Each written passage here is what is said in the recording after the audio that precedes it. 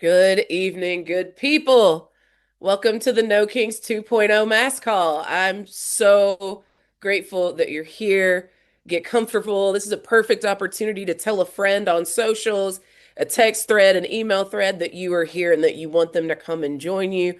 We had over 10,000 people just waiting to watch while we were doing our sound and visual checks. So thank you all for being early, for being present. I'm so excited to talk to you about what we just did, to hear from credible leaders that you can trust about what the conditions are now and what we must do next. Y'all knew that just our mass mobilization wasn't going to be the end of this love story, that there was still more to do to see the work of making sure there are no kings in America through to fruition. So I know that's why you're here tonight. So make sure that you invite other folks to come and join us too. I am Ashley Woodard Henderson. I'm going to be your host this evening. I want to say hey to everybody that's watching on social media, for the folks that are watching on YouTube, for the people that are going to watch this after we're not live on the recording. We are recording this call. You will have access to it on YouTube and you're going to get it in the follow-up emails. You're going to get this recording and you're going to get all of the links to the calls to action. So all you have to do tonight is be present. And if you can catch the links, feel free to. Y'all, the chat is turned off tonight because there's so many people, and we want to make sure that you get to focus in on the incredible stories and information that's going to be shared with you tonight. But as always, you can chat with us on Blue Sky or any of the socials that you use. All you have to do is use the hashtag no kings. So again, hashtag no kings if you want to opt into an online conversation. If you tag me, I'll see it quicker too. So listen, we're going to have plenty of words spoken at you tonight. And it's going to be important. But we know that seeing it, right, a picture is worth 1,000 words, might actually give us a bigger idea of what we just accomplished. Let's see what we just made happen.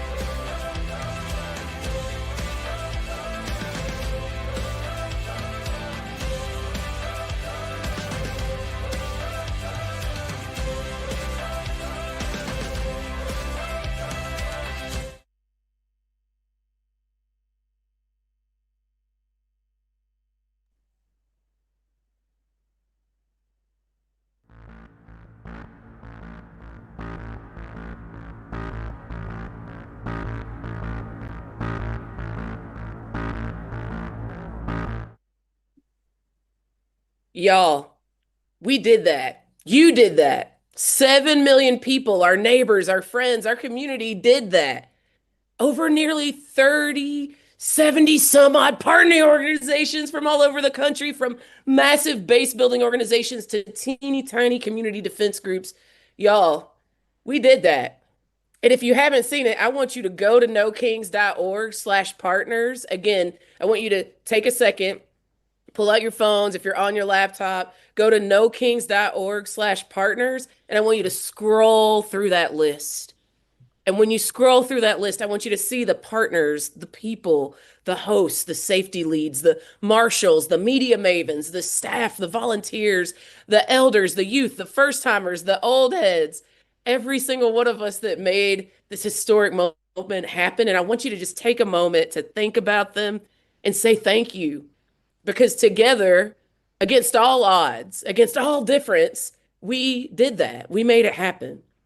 And I don't know. I've heard a lot of chatter. I've read a lot of chatter about like, oh, well, like what's one march going to do? Well, I want to tell a little bit of a different story really quickly because not only was it not just a march, we didn't even just start there. Y'all remember because some of y'all were with us when we were doing We Are Worth Fighting For gatherings in our communities and just bringing our neighbors together to make meaning of the moment. and build up a community, right? It's a practice. It's not just a place, right? So some of y'all were there, and then some of y'all then activated again when we did hands-off rallies all over the country and made history together then. And then some of y'all were there with us in June when we did No Kings 1.0. And even that wasn't enough. So you went back to your communities, you got trained on non cooperation, and we wove together more and more relationship, more and more skill sets that we could share across the country at No Kings 2.0. And we know our work isn't done yet. That big moment of visibility also was matched by a daily grind of people of goodwill that were willing to build across difference for the sake of stopping the tyranny in this country.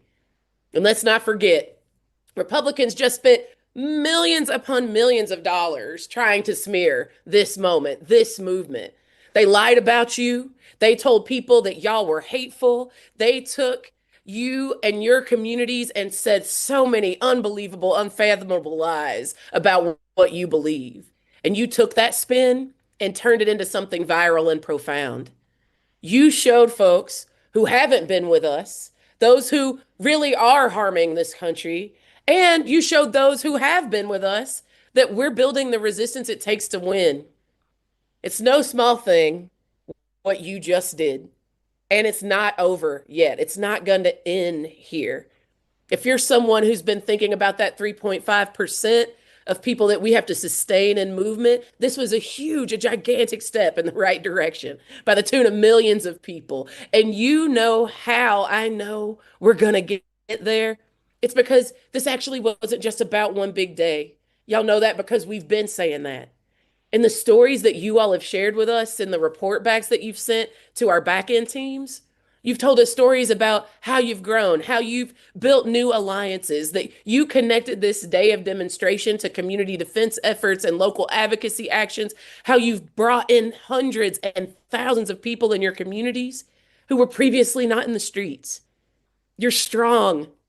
You're skilled.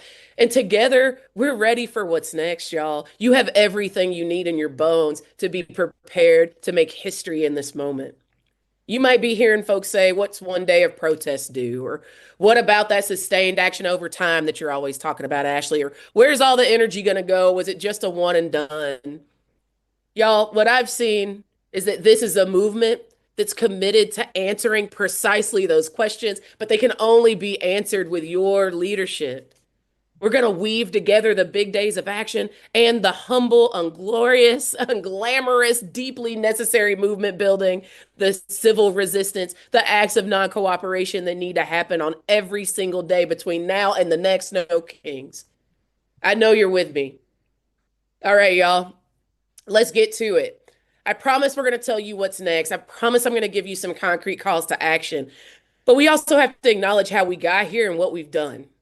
Stick with us. I promise we're going to get to the calls to action. But I first want to hear the opinion of my good friend. Y'all heard him in DC introduce himself as Leah's husband. He's also Ezra Levin, who you know very well, the co-founder and co-executive director of Indivisible. I'm going to pass it to him to talk a little bit more about the meaning that we're making from this movement. Ezra, it's so good to see you. Great to see you, Ash. And I am mostly known as Leah's husband, and it's great to be here on her behalf. Look, I have to say, I'm damn proud to be here on behalf of Indivisible because I know thousands of Indivisible leaders all across the country hosted a good number of the 2,700 events all around the country. But I'm even more proud that this was not an indivisible thing. As you said it, there were nearly 300 partners out there that helped make this the largest peaceful protest in American history. I'm going to say those words a lot over the next 4 minutes. Largest peaceful protest in American history. Grassroots groups like Move On, 5051, good government groups, ACLU and public citizen unions like AFT and STIU. You're going to hear from a lot of those folks right after this, which is personally a good thing for me because they're all tough acts to follow. But I want to talk a little bit about, Ash, what you said. We need to recognize what we did here. We're going to talk about what we do. We're all about what we can actually do. But some of this is a rah, rah, rah call on purpose because a hallmark of authoritarianism is it makes you feel like shit on a daily basis. That's what it does. And so, in that environment, during this authoritarian breakthrough moment, celebrating success is an act of defiance. We refuse to be driven into depression and fatalism by these bastards. We're not going to let them do it. So bear with me a sec. How did Saturday go for you? Was it incredible? Yeah. Was it enormous? Yes. Was it life-giving? Hell yeah. Did it restore my faith in American democracy? Well, here's what I'll say. It gave me some real hope. It gave me some real hope. I'm not going to tell you what to feel, but I'll tell you what I felt. I'll tell you what I saw. And I saw it in that montage that we just saw, in those videos and those pictures. Joy and power, again and again and again, all over the country. And I'll tell you how the historians are going to describe it. I've said it already because it's true. The largest peaceful protest in American history. If you're sitting in a room somewhere by yourself, if you're in a big group, if you're watching this in a bar, don't feel awkward about it. Say it out loud with me. The largest peaceful protest in American history. That's what we did, y'all. Every single state, every single congressional district. Hell, MAGA Mike Johnson had 11 No Kings protests in his own damn district. John Fetterman, the Democrat currently voting with the Republicans to keep the government closed down and raise your healthcare prices, 86 events in Pennsylvania on Saturday, 90 in Ohio, 101 in Texas, 118 in Washington State, 147 in Massachusetts, nearly 300 in California, y'all. This wasn't blue America. This wasn't red America. This wasn't urban America or suburban America or rural America. This was America. The America everybody on this call believes in all of its diversity, in all of its geography, in unison, saying with one clear voice, we don't do kings here.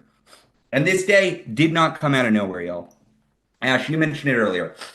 We saw the studies that said 3.5% of the population, Erica Chenoweth, Maria Steffen, these scholars in authoritarianism, they say 3.5% engaged in pushing back against the regime. That's enough to turn the tide in the fight against authoritarianism. In the US context, 11 to 12 million. How are we doing? In April, for hands off, 3 million people in 1,300 events. First No Kings Day in June, 5 million people in 2,100 events.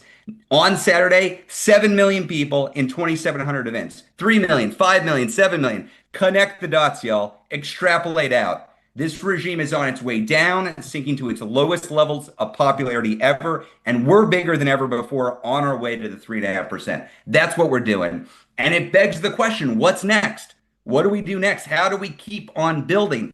No successful anti-authoritarian movement in the history of the world has relied exclusively on one-day protests, even historic, incredible, life-giving one-day protests like Saturday. Successful movements grow, they evolve, they diversify their tactics, and they do new things together. So yeah, look, there are going to be big mobilizations in our future, but before that, there's going to be overreach from this regime. We're seeing it with our own eyes. They're dominating media institutions, they're dominating universities, they're bullying businesses and political opponents, and we need a coordinated way to respond quickly and powerfully with the full force of this movement. The era of capitulation and obeying in advance, that's over. The No Kings era is here, and it's defined by widespread mass defiance of this regime. That's why this whole coalition, we're launching the No Kings Alliance. This is a nationwide rapid response network built for this moment to coordinate pushback. And this isn't some different organization. We're not selling you anything. We're not asking you for money. That's not what this is. No, keep your organizing home. If you're organizing with a local Indivisible, awesome. 5051 chapter, cool. Working Families Party or group of Move On Friends, kick ass. Keep on doing it. Keep your home, build it up. The alliance is an effort to coordinate the full diversity of our movement and use the leverage that we have with the people power we've collectively built. And look, we're all going to have a role to play. Some of it we're coming together, some of it we're doing it independently. That's healthy, y'all. That is how we actually apply power effectively, quickly, impactfully. At Indivisible, we're talking a lot about boycotts and economic power. We should learn from Disney and ABC and Kimmel. The regime bullied, the institution capitulated, the people rebelled, the institution reversed course, and democracy sat up a little straighter the next day. Is a little bit more confident. Rinse and repeat. This is not about Trump. It's not about the tech fascists or the billionaire backers of this regime. It's not about the cowardly Republican leaders. No, it's about us. It's about what we do together to define where this country goes next. We just pulled off what? Say it with me.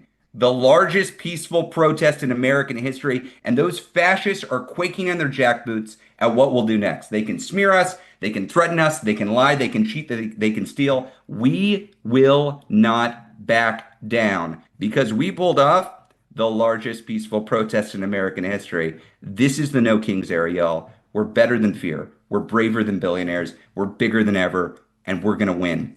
Ash, Ezra tried to tell y'all, for the folks taking this mighty movement and we're putting some infrastructure behind it to make sure that it's sustained until the point is made and final.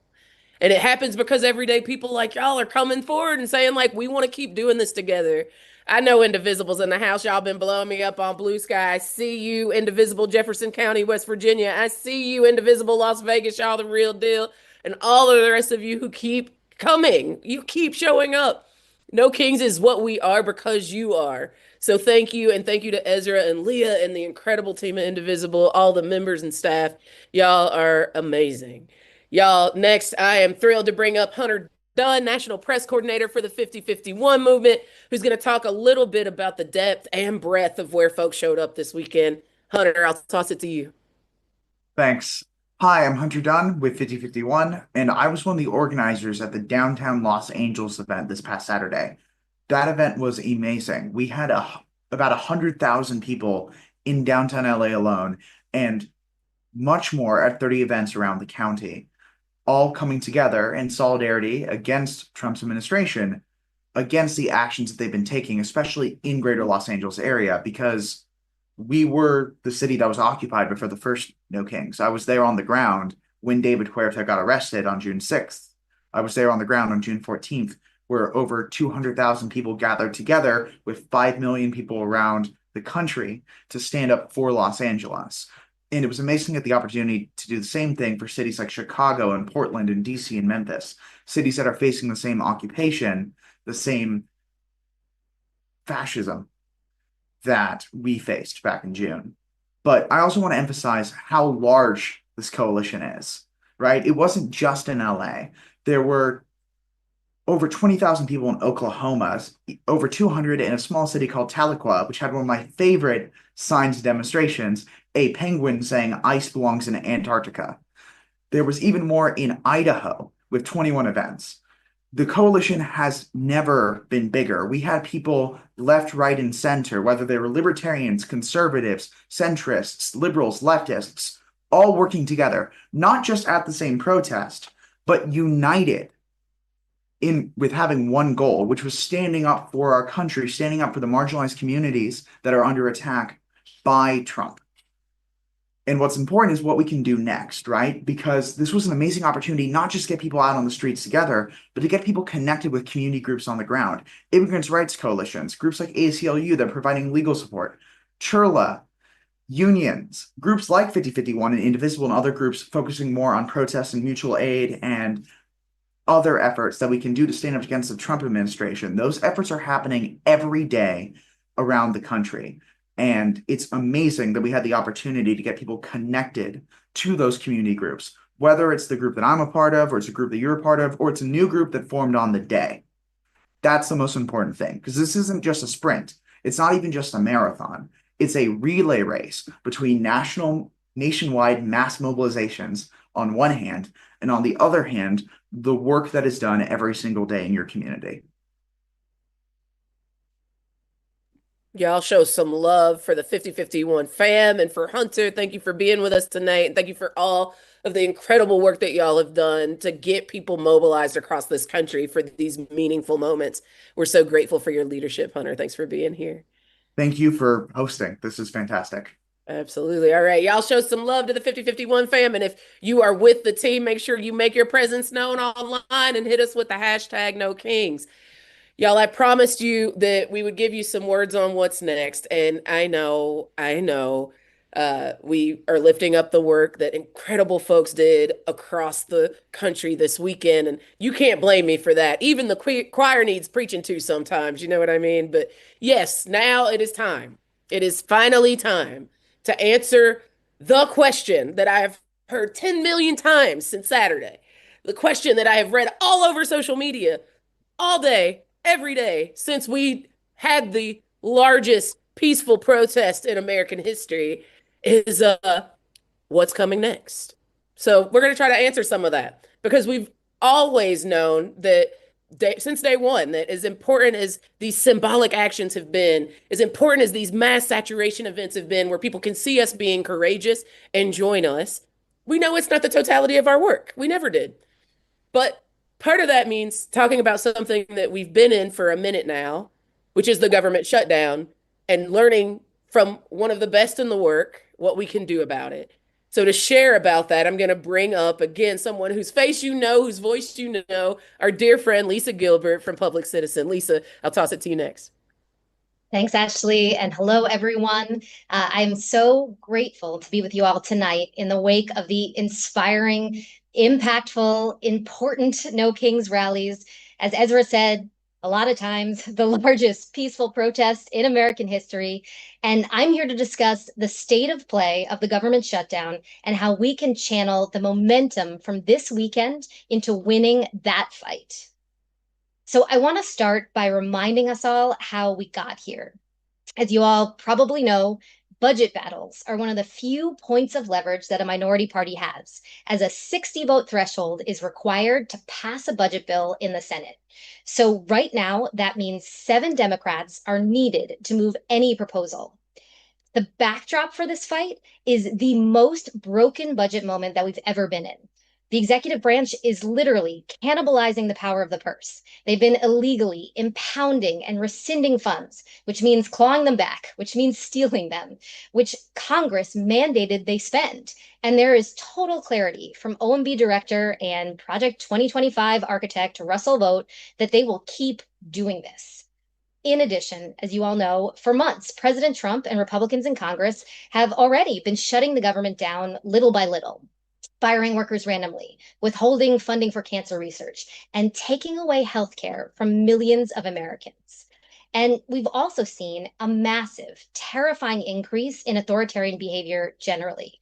You all know that. That's why we were out this weekend. The administration's been detaining people for political positions, threatening judges, attacking the media, coming at universities and nonprofits, militarizing cities without cause, defying our courts, and sadly, so much more. So, the imperative to use this inflection point, to use this leverage that we have effectively to try and win something is crystal clear.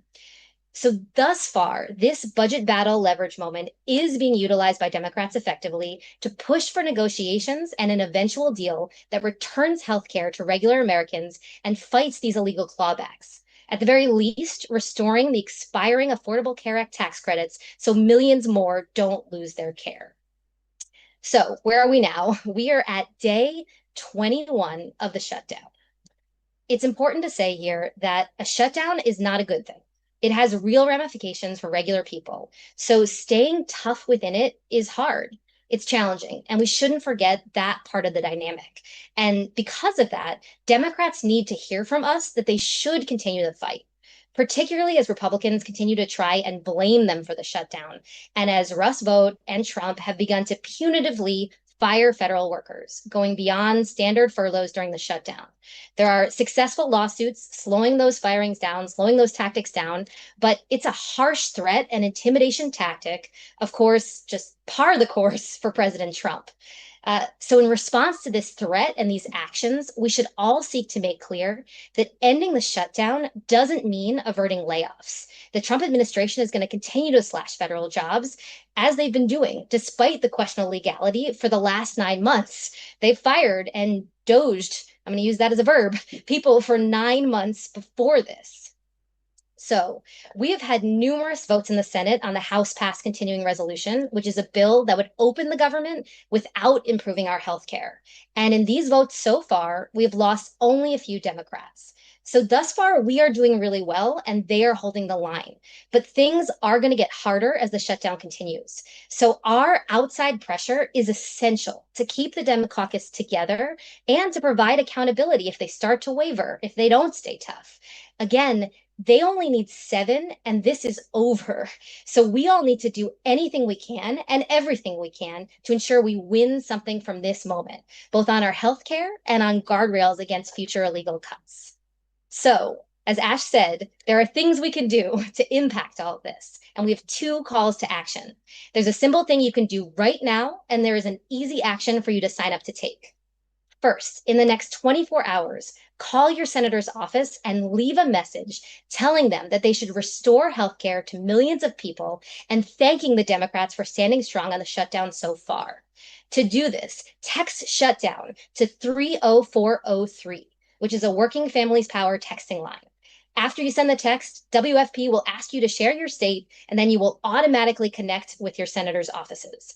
Again, that is text shutdown to 30403, and this should be on your screen.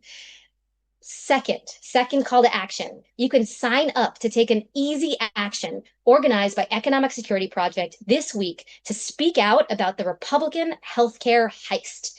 These actions can be as simple as going to your nearby federal building, member of Congress's office, or a healthcare facility, taking a picture and posting it to social media, or your action can be a rally or a press event that you organize for later this week. The link to take action in this way is on your screen, and you'll also receive more information on the types of actions we hope you'll do in a follow-up email, and there'll be an additional call to learn more about this tomorrow night. You can use the link that is on your screen to sign up to take this action right now. So again, the two calls to action are make a call to your senator by texting shutdown to 30403 and sign up to take a very simple action over the next few days using what is on your screen. Again, we need Democrats to stay strong. We need all members and senators to hear what is at stake around our healthcare. And we need to win something from this shutdown leverage moment. And we can. So I want to thank you so much in advance, all of you, for doing whatever you can. And again, I'm just so thrilled to be in this fight with you all, to come out of No Kings together, and to keep winning. So Ash, back to you. Lisa, thank you so much. So you heard the calls to action. I need you to take your phone out right now. I need you to go to the text messaging app. I need you to text shutdown to 30403. And I mean, seriously, if we're about that life, we should be a part of the Healthcare Heist National Week of Action. It's a strategic moment for us to actually come together and show up and show out for the 22 million people that are going to see their healthcare premiums double and the 4.2 million people that are going to lose coverage, all because they want to prioritize the profit of billionaires over our people. So thank you, Lisa, for calling us in and telling us to get busy about this work. I want to remind you that these are concrete actions that you can take. You can sign up right now. Friends, who of you out there were giving out Know Your Rights cards at your local No Kings event? How many of you have been doing community rapid response? How many of you have been doing the migrant watches or deportation defense? I am so incredibly proud and grateful to bring up Maribel Hernandez Rivera from the ACLU. Y'all know them. They're our mighty, mighty lawyers who is going to talk about connecting the dots from a small square of paper that you might have passed out at the No Kings event, which definitely, as small as it is, has a mighty impact on people and our ability to do this work, to the urgent work of defending our communities against ICE. Maribel, I'll toss it to you next. Thank you, Ash, and welcome everyone. Thank you for being here. So yes, let's talk about that small card that tells you your rights. Why is it important? Why is it that we made it a priority? Let me tell you, we know that knowing your rights can help you, one, understand that the law is on our side because the Constitution protects all of us, whether we are documented or undocumented, citizens or not. We are protected by the Constitution. Number two, knowing our rights can help us understand what's going on, can help us understand what to expect, and that way we can decide how we're going to respond. Number three, knowing our rights can help us determine what information we're going to write down, what information we're going to record, so that we can have that information in case there are violations and our lawyers need them. And also, so we can have that information and we can show it to the world how the abuses of power are happening right now in our country. So, in preparation for the largest peaceful protest in American history, we conducted Know Your Rights trainings in English and Spanish. 25,000 people, 25,000 of you attended those trainings. We know that knowledge is power, so we talked about Know Your Rights, but we also talked about practical tips for how to stay safe and how to adhere to nonviolence. Now, let me tell you what's next. We have a resource guide on our website, nokings.org/KYR. Here, you will find one, materials on how to prepare for a protest.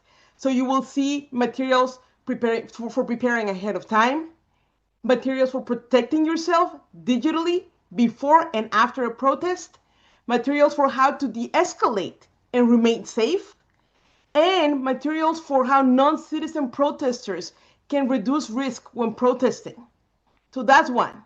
You also can find Know Your Rights materials, including how to have our protesters' rights, know your rights during an arrest, know your rights after you're released, know your rights if confronted by ICE, and immigrant rights if detained by federal immigration authorities.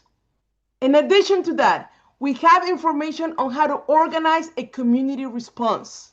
So you will find information on how to prepare for a rapid response rally, how to organize against ICE in your community, how to respond to federal and National Guard occupation, how to respond to campus repression, and how to advocate to defend the right to protest. Now, we talked about the cards. On our website, you can also find the cards. I have to tell you that prior to the largest peaceful protest in American history, we mailed and shipped 3 million English and Spanish cards to event organizers for distribution at the rallies. I know I saw them, they were there.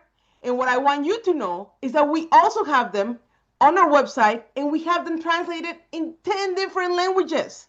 So just go to nokings.org/card and you can print the cards from there. Now, I want to end by thanking you. Thank you for being part of the movement. Thank you for standing up for communities like mine, immigrant communities who are vulnerable at this moment, immigrant communities who right now are feeling the pain of family separation. Thank you for being there. And I want you to remember, one of the best ways of protecting our rights is by using them. So let's go. Let's continue to use them. Ash, over to you. Maribel, you got me so lit. I'm like, we not only do we have it in English and Spanish, not only did you have it before it was go time on Saturday, you now get access to this card in 10 different languages. And yo, like what I also know, because I've been around the country a little bit, is that there are folks that are doing this incredible community defense work all over the country. So I promise you, if you are pissed off about ICE, like y'all, I saw people in small towns with big turnouts saying, like, going bazonkers in the crowd when people said absolutely no to disappearing our neighbors, absolutely no to ICE in these communities, absolutely no to criminalizing race and putting our people in harm's way, ripping apart families. I saw you get hyped about this issue, and you're right. Fighting against that is non cooperation with this tyrannical wannabe king. So I want you to Google search and see if there's a community organization near you that is doing this sacred work. I want you to get involved with them. I want you to support them. And I want you to make sure you got these Know Your Rights cards and you're spreading them around because that is the gospel that we still have a right to protest in this country and we're going to defend it. We're going to defend it for all of our people, especially the folks with the most risk. So thank you, Maribel, for being here and keeping us safe while we do that. All right, folks, in just a second, just a couple more minutes, I'm going to turn the spotlight back on to you. I hope you can leave tonight feeling yourselves and seeing yourselves. And I'm going to close by sharing some of the stories from across the country. But to build that bridge of widespread relational organizing, I want to bring on Jiggy Geronimo, who's going to talk about building a culture of defiance. Jiggy, you're up. Thank you, Ash. And hello, beautiful people. I just want to say, I hope I saw you all out in the streets, and the energy this weekend was absolutely incredible. And seeing the video at the beginning of just the seas of people flooding the streets in cities all over the world was like a shot of adrenaline right into my veins.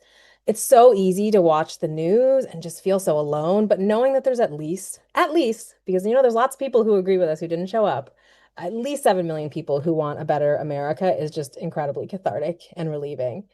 And so what we did this weekend is we also took it straight to their narrative and disrupted it. The Trump administration desperately wanted a narrative of chaos and disorder because they want a pretext to crack down and invoke the Insurrection Act and come after us. But the vibes this weekend were immaculate, y'all. I could see the inspiration from our friends on the ground in Portland who have been demonstrating how to turn the opposition's narrative upside down for several weeks now. I saw joy. I saw fun. I saw song. I saw dance. I saw marching bands. I saw costumes. I saw humor. I saw mockery.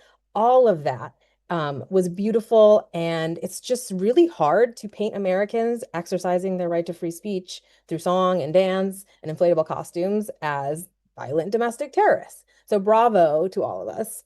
Um, but so in the wake of any like big successful event like this, people are going to ask, what did we accomplish and what's next, right? That's why we're having this call. So I want to start a little bit with what we accomplished because what we know from political scientists who have studied authoritarianism around the world is that mass mobilizations are important, but they are one tool in our toolbox and they do accomplish a few things, right? Firstly, they are a symbolic demonstration of the size of the opposition. And some people might question, I'm sure you're seeing on social media, right, the utility of symbolic actions, but they are really important in challenging authoritarian narratives, right? Trump would like us to believe that we're just a handful of people, but everybody loves him. But 7 million people in the streets in, again, the most peaceful protest in American history paints a very different picture and directly counters that narrative. They also create good vibes and social proof. Social proof is basically the FOMO effect, right? It's this social phenomenon where you tend to do things because you feel like other people like you, your friends, your family are doing them too. And so it's one of the most powerful drivers of human behavior. And so when we get 7 million people out, we send a message like, hey, this is what we're all doing. We're all defying, we're all protesting this regime. And importantly, they provide an entry point for people to join our movement because we need to grow. It's so important when facing authoritarianism for people to be able to find the like-minded people in their community to actually build movement with. There is no defeating fascism without very serious community building. And so that's why having these events in every community is so important so that people can find their people. And we need to find our people if we are going to free America from fascism because we are in the early stages of this fight. I know that the past 10 months have felt like a decade, but this is the very, very beginning. We are just getting started. And so we have to remember that right now we have to focus on growing, organizing ourselves. We have to fight like hell to make sure that we actually have free and fair elections in the future. And we have to defy and disrupt the actions of this regime so that we can slow down all of the harms that they're inflicting on our community. So, like I said, mobilizations are necessary, but they're one tool in the toolbox. And so, what we know from anti-authoritarian researchers is that a mass civil resistance taking sustained collective action over time is necessary. People are throwing around that 3.5% a lot. And that doesn't mean we get 3.5% of people to magically show up in the streets for one day and then magically fascism disappears in this country. That's not how this works, right? We need sustained collective action that disrupts the regime. And so, in other countries that have defeated fascism, this has meant expanding the toolbox beyond mobilizations to include building alternative structures and engaging in mass non-cooperation so that we can refuse to engage in the systems and activities that are perpetuating harm and allowing authoritarianism to thrive.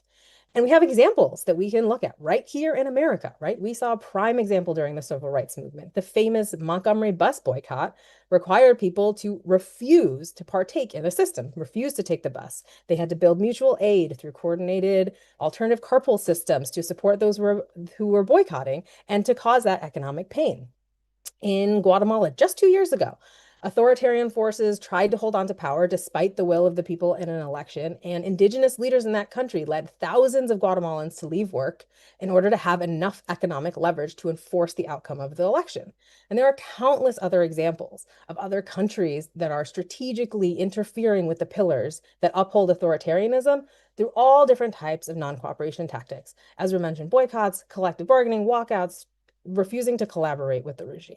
So we are not the first to face fascism. We have lots of other examples that we can learn from.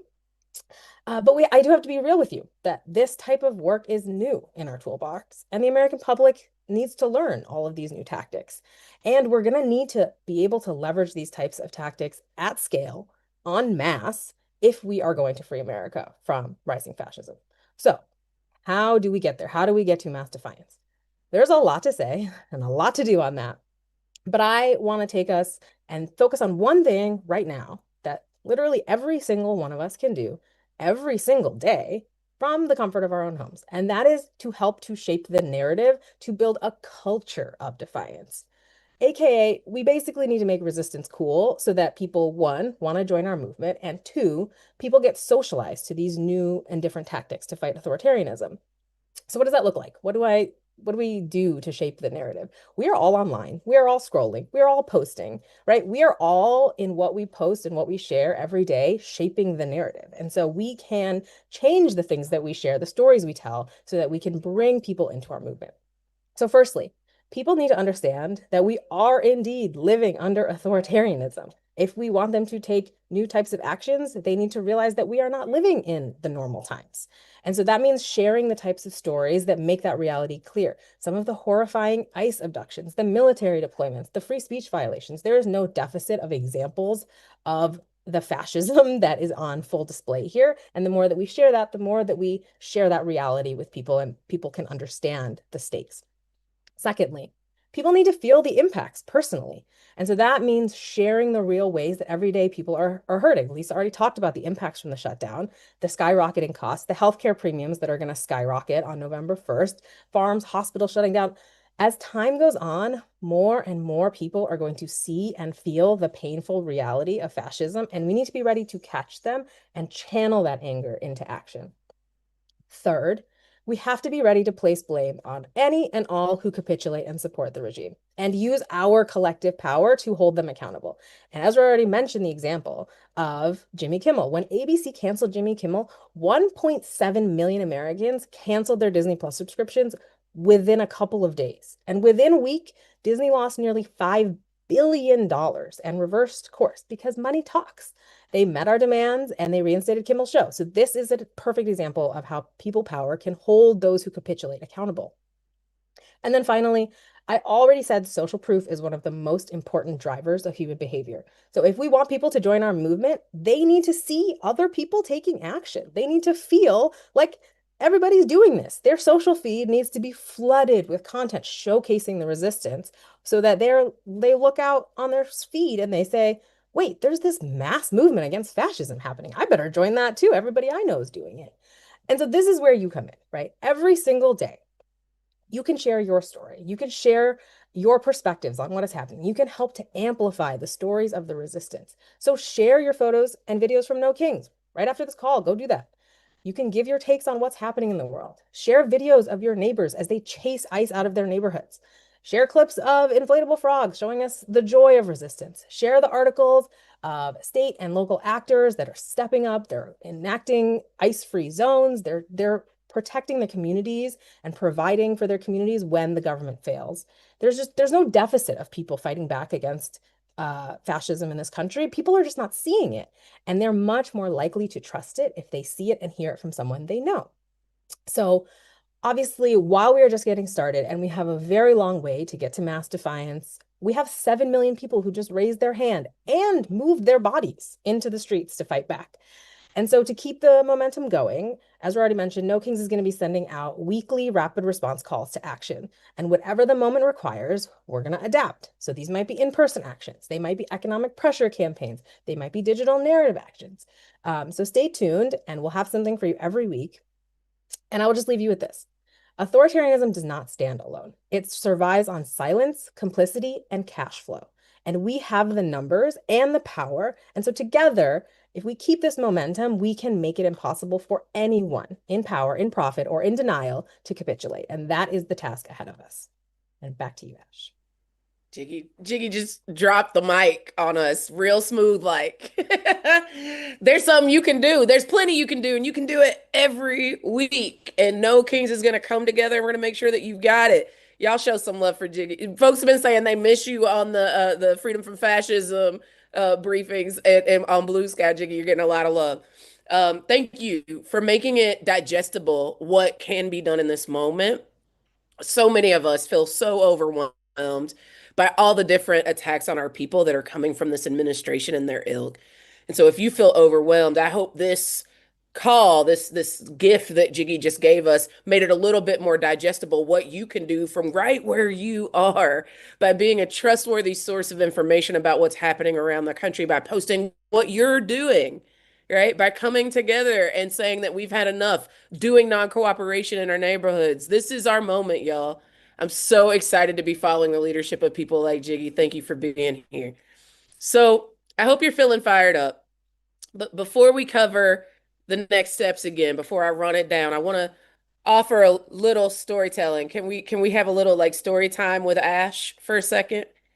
Because I want to honor some of the stories and powerful moments that came out this past weekend. And I want to thank the incredible folks that have staffed No Kings that have gotten these stories written up and given to me so I can share them with you. I know that we already shared with you the video at the top, but folks, that's not even half. That's like you don't even know that there's so much more. There's so much more from the stories that you've sent us.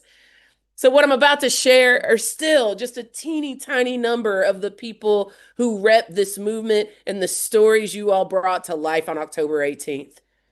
To honor and tell them all would be impossible in the time we've got allotted for this call, but we hope you take a moment to see yourself, to see yourselves, right? This community of people who are coming together under this banner in this teeny tiny slice that I'm about to cover.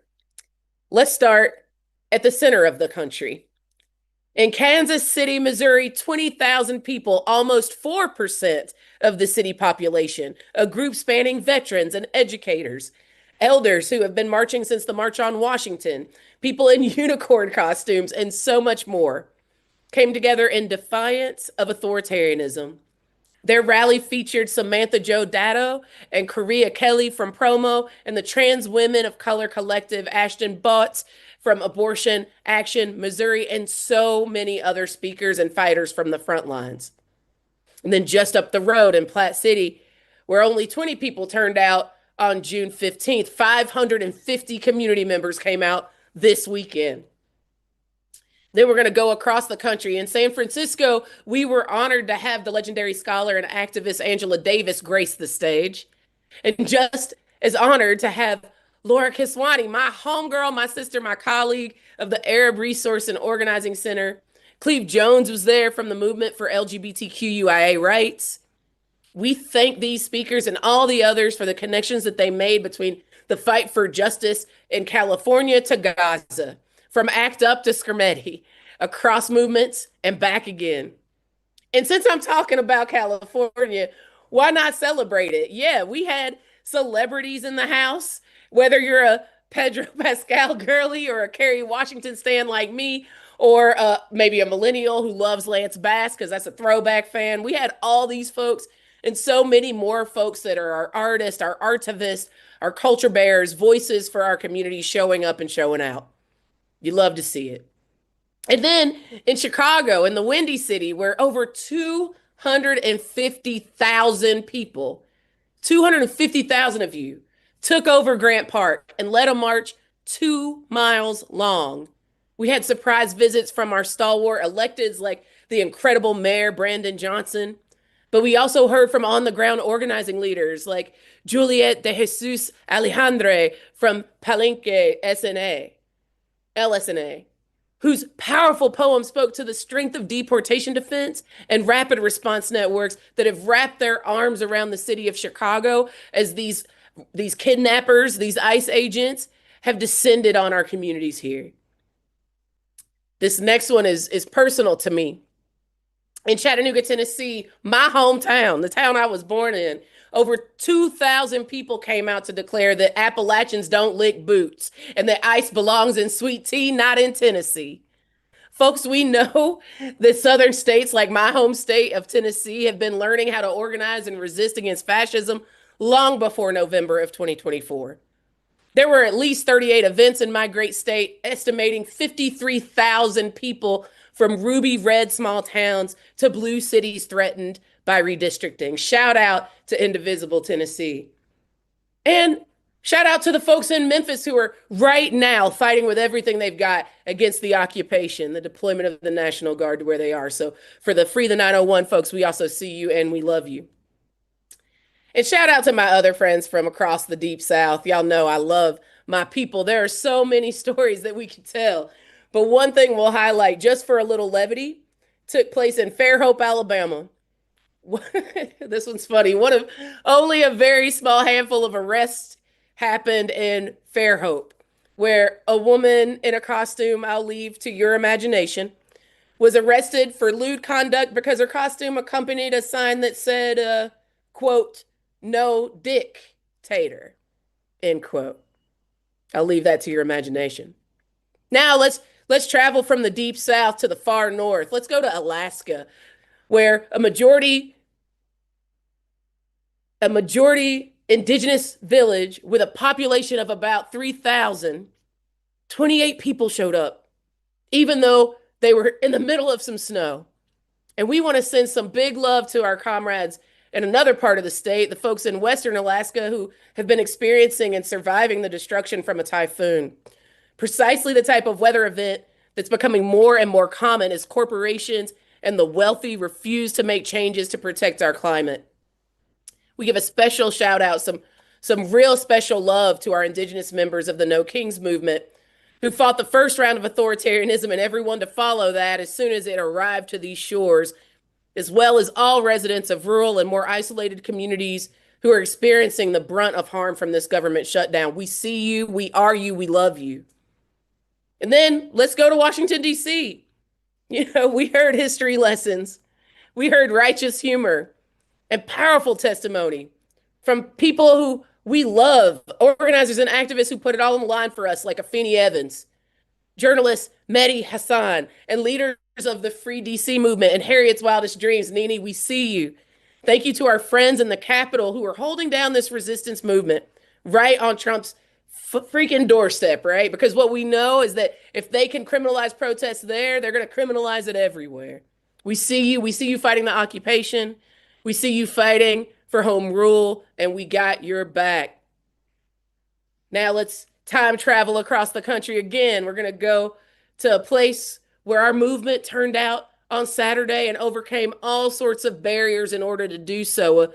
This is in White Plains, where a group of senior citizens at an assisted living center in White Plains organized a No Kings for Seniors event where roughly 350 people showed up. They ranged in age from 2 years old to 102 years old. That's how widely people understand that what's happening in this moment ain't right. Now we're going to go to Fort Worth, Texas. Not even pouring rain could stop those 8,000 people from turning out to say that we see this administration for what it is and we will not stand for rising fascism. Fort Worth, we see you. And sometimes these obstacles took a different tone. In Lakeland, Florida, and elsewhere, you told us that the Proud Boys showed up and they threatened you. And they tried to intimidate your movement. But your well-trained peacekeeping teams de-escalated them, kept the crowd safe. Let me say it once again, folks. These aren't just skills that matter on the day of the mobilization. This isn't symbolic what we've trained to do. These were skills that we loaded up because they are ways that we can work together, we can build together, and weave together the day-to-day work of peaceful protest against authoritarianism alongside these mass visible moments of protest. You put in the work to build in your communities. And you're going to feel the fruits of that labor in the days, the weeks, the months, the years of our work ahead. We see you. Thank you to our loved ones in Florida. And that work changed minds in the moment. There were over 40 events across the state of Indiana, from Gary to Columbus and beyond, including LaGrange, Indiana, where the host reported, quote, 9 people came up to stop us. I talked to them and they all said they expected fires. This was a hate America crazy leftist burn the town down. And then realized they were being lied to. 2 videoed the bubbles and smiles and sent with messages that they're being lied to. It was really great, end quote. Folks, these events are not just connecting those who are with us already. They're changing the narrative for those who still need to wake up to a different path forward for our country. I'm running out of time, but let me rattle off some more. Atlanta, Y'all should go down. Stacey Abrams, Senator Raphael Warnock, my brother Dom Kelly from the New Disabled South. So many other leaders from the nationally known to the locally beloved on the stage in Atlanta. In New York City, our culture bears like Dred Scott from the Fall for Freedom artist movement join Chat Ose and Maya Wiley and over 350,000 people in the streets, y'all. 700 in Mountainside, New Jersey, 400 in Trumansburg, New York, a town of 1,500 people. That's a quarter of their population. 16,000 in Milwaukee, 2,800 in Northfield, Minnesota. Anecdotally, the largest protest ever held in Culpeper, Virginia. And last but not least, in Beckley, West Virginia, Kendra Sullivan staged a one-woman No Kings action. Y'all didn't hear me. I'm going to say it one more time. In Beckley, West Virginia, Kendra Sullivan, shout out to Kendra Sullivan, who staged a one-woman No Kings action. People confronted her. They called the cops on her. They physically threatened her, but she stayed and she stood up for what she believed in. Kendra, we are with you. So, with that, my friends, knowing that there are infinitely more, let's talk about what's next. In a moment, I'm going to have links and next steps and all that jazz. You're going to get them in the follow up to this call. But what I want to talk about first is the call to action that I can't share a link or a form for you to fill out or a toolkit or an Instagram post or a known day of action to get to you. That's because it's the work of tracking within your own community to identify where and how you can mitigate harm, where you can protect the most vulnerable, where you can show up for each other, where you can build power. Some of the answer about what's next is dependent on you. I know so many of you are already doing this. You're already a part of the ICE Rapid Response Defense Networks. You do the mutual aid work. Some of you who live in sanctuary cities have local governments that have taken lawful steps of non-cooperation, like refusing to cooperate with the federal government and violating the rights of your community members. You're fighting the deployment of National Guard to your city. Again, shout out to Memphis, shout out to DC, shout out to LA, shout out to folks in New Orleans and Portland and others.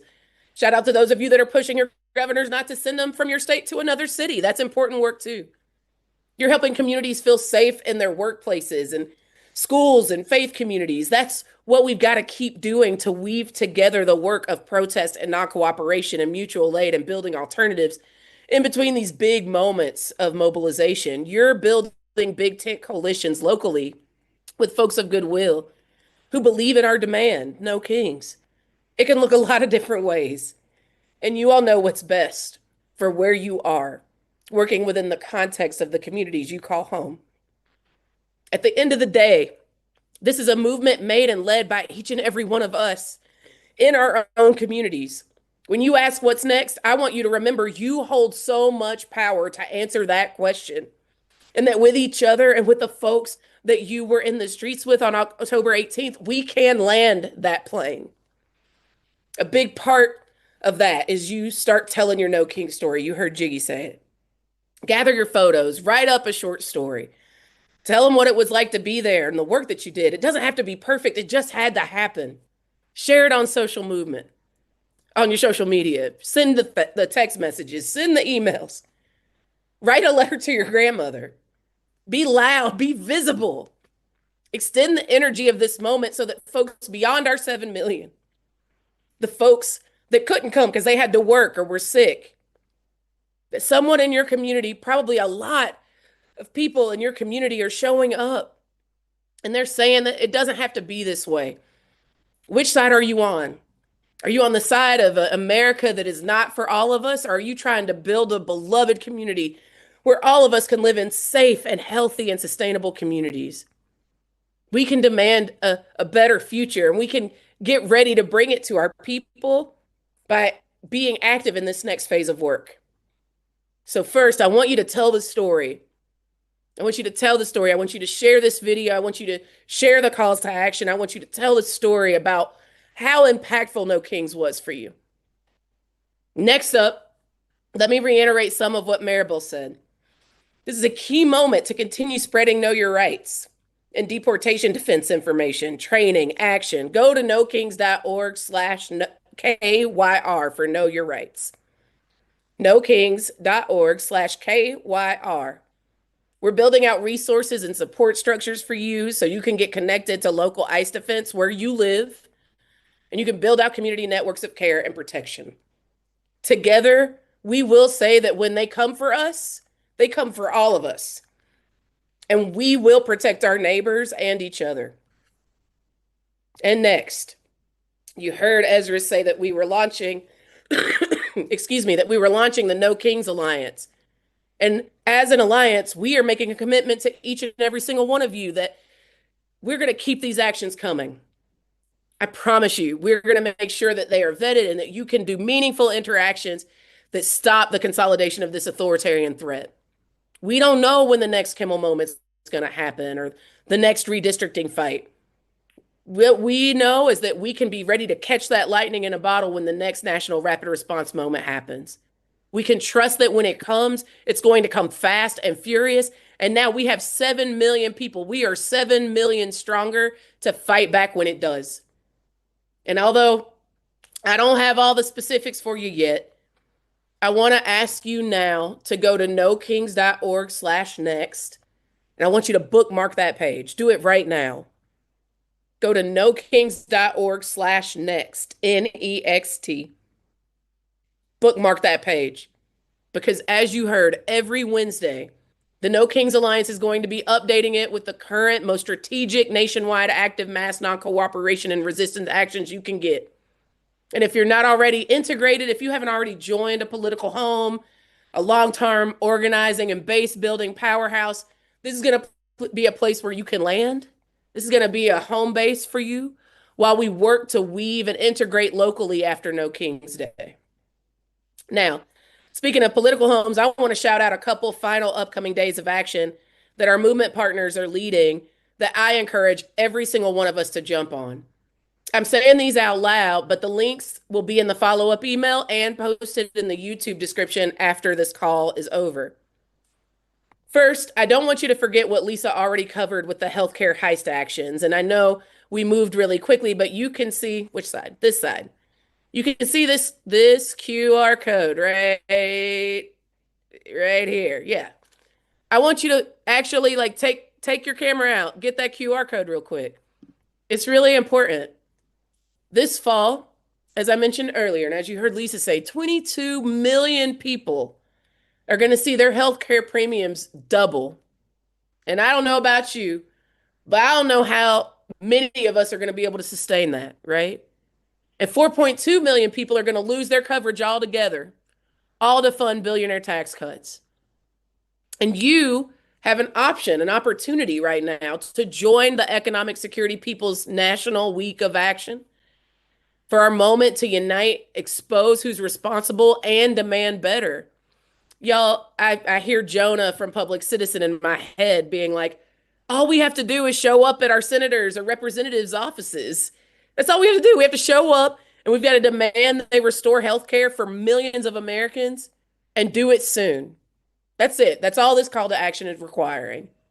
And y'all, I hear Jonah in my head telling us that if we do that, we really could win. We really could win healthcare for all of our people. So I want to remind you that that link is going to be in the follow-up email for you to sign up to host or to go and attend.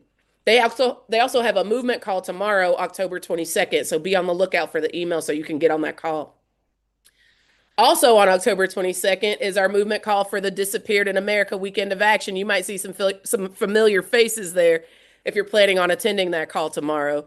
From protests at Home Depots to vigils outside detention centers, including the folks that have been protesting weekly at Alligator Alcatraz in Florida, to Day of the Dead events, honoring and celebrating the lives of our people who have been lost to detention and deportation. Thousands of us are going to take action together to say that we will not be silent as families are disappeared, as people's rights are dismantled, and democracy itself is threatened. And last but certainly not least, this upcoming week on October 23rd, for all the folks that have been hitting me up on socials being like, Ashley, we got to say something about voting rights. Ashley, we got to say something about voting rights. Yo, we totally agree. Now's the time not only to fight for voting rights, but also to prepare to defend and fight for as free and a fair election as we can get in this country, right? Now's the time. So, this coming week on October 23rd, we're going to host the movement call for early vote day.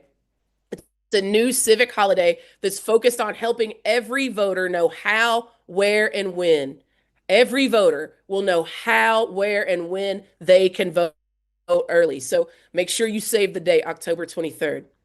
My friends, once again, all of those links, every single one of those calls to action is going to be shared with you in the follow up email and in the YouTube description after we're done tonight. And you'll be able to hear them again because this video is being recorded.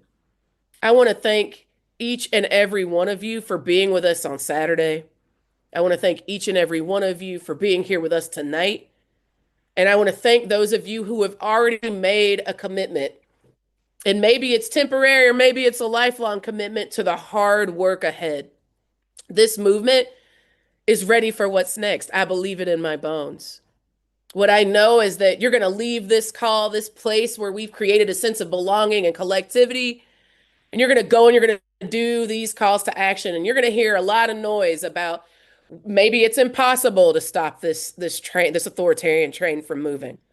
But what we know is that we've been up against this fight before, and our elders and ancestors not only won, but they won with less resources than we've ever had access to. And what I know, because this was, again, the largest peaceful protest in American history, is that if we have already done impossible things, you cannot tell me that fighting to collectively save this country and the semblance of democracy here, that our ability to protect and defend our communities, our ability to make sure that democracy is accessible to all people is not a pipe dream. It is just something that we are going to have to work hard to get. And I believe in working hard. And I believe we're ready to do it. So I am so excited to see each and every one of you take these calls to action seriously. And we will see you in the streets. More to come. Take good care. Have a good night.